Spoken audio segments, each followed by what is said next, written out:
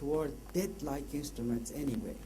What we have to continue to hammer away is that while these are useful, they are not going to play the roles that at least a lot of scholars see as the role of Islamic finance in terms of economic growth, in terms of additional investment, in terms of creating jobs, in terms of reducing poverty.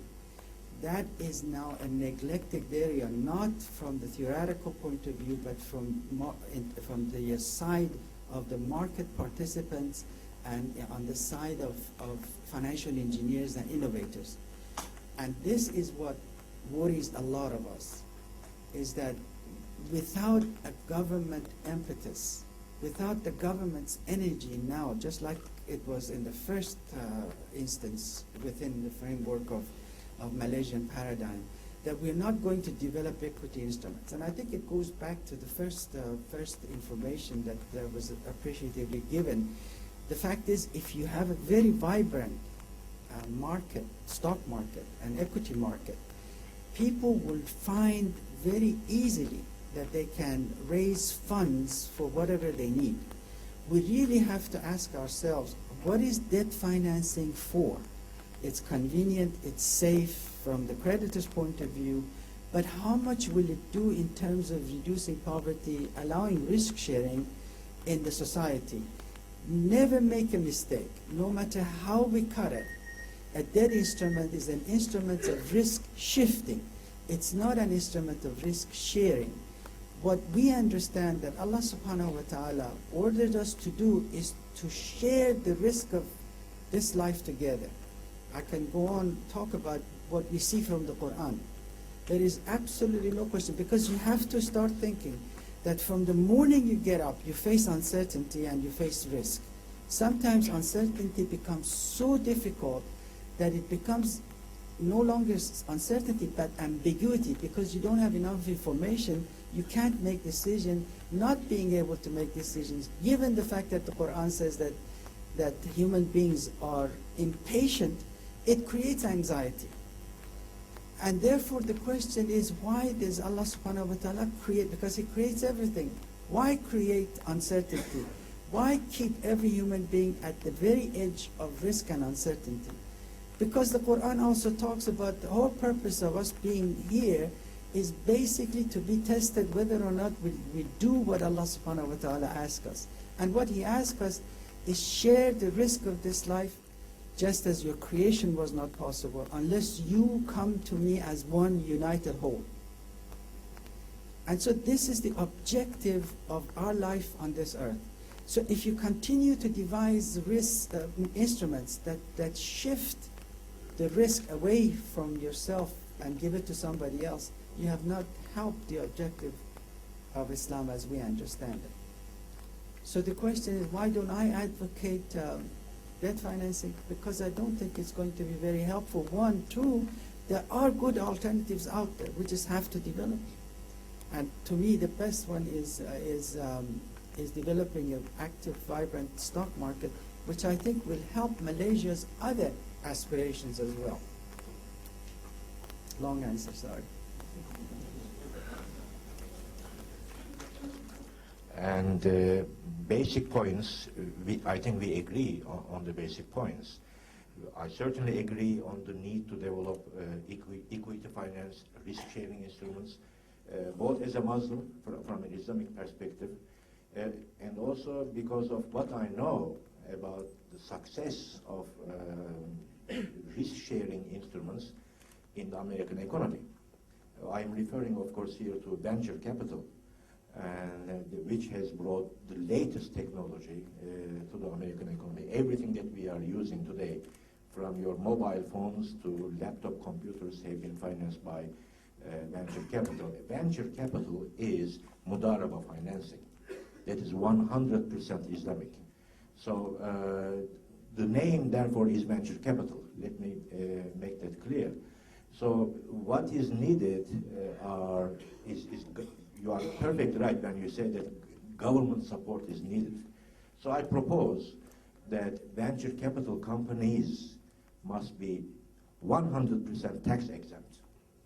And absolutely, absolutely. I mean, you want to promote this. I mean, we need to promote venture capital companies. They need to be tax exempt. Why? Because venture capital companies give birth to entrepreneurial companies, maybe tens or 20s, many entrepreneurial companies. It is these companies that are given birth by the venture capital companies, they are the ones who pay taxes. So it is like, a goose that lays golden egg. You don't want to slaughter the goose. You want to tax the eggs. So, so venture capital companies need to be tax exempt. And then the next thing is, you mentioned, is a shift in the direction of trade. One thing that's happening is American venture capital is declining at the moment. About 50% of American venture capitalists have decided to invest in Asia. So Malaysia has a great potential from that perspective, if, as you say, the necessary institutional preparations are made. That's all. Thank you. Thank you very much.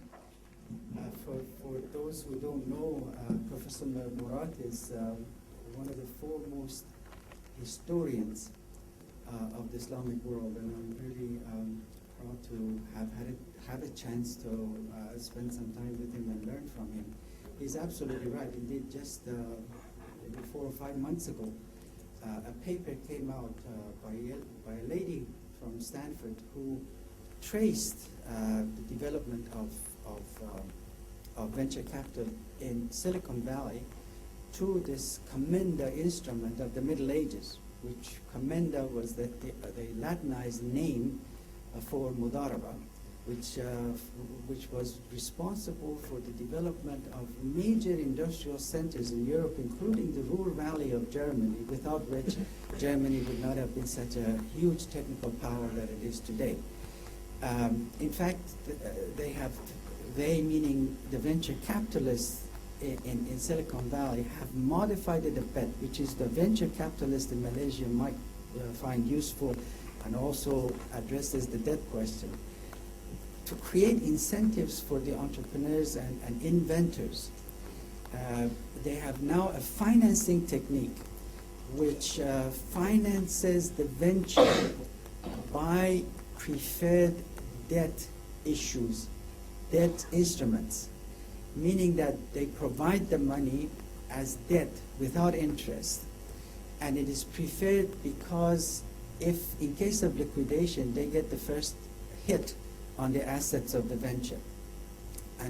But they have an option to convert it to equity as soon as the venture takes off. So absolutely, that's a very important instrument in the battery of all the instruments that we can develop in Islamic finance. On the question of public policy toward venture capital, I also agree with you. I think that we have to start rethinking public policy toward actually equity participation. We need to level the playing field between debt and equity.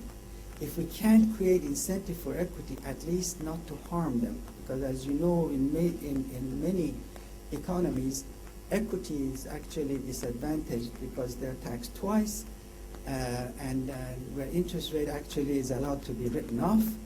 And so, and there are also administrative, legal, and regulatory biases toward debt and away from equity. So any society that wants to develop a vibrant equity market and interested in developing the full spectrum Islamic finance menu would have to do a rethink, complete rethink about public policy toward financial structure. And my belief is that we are now moving away from the normal paradigm in economic policy, and things are going to change. Because, you know, if you tell somebody now, for example, that I look at the Malaysian data where you have everybody is claiming that all Asia, but also Malaysia, has very low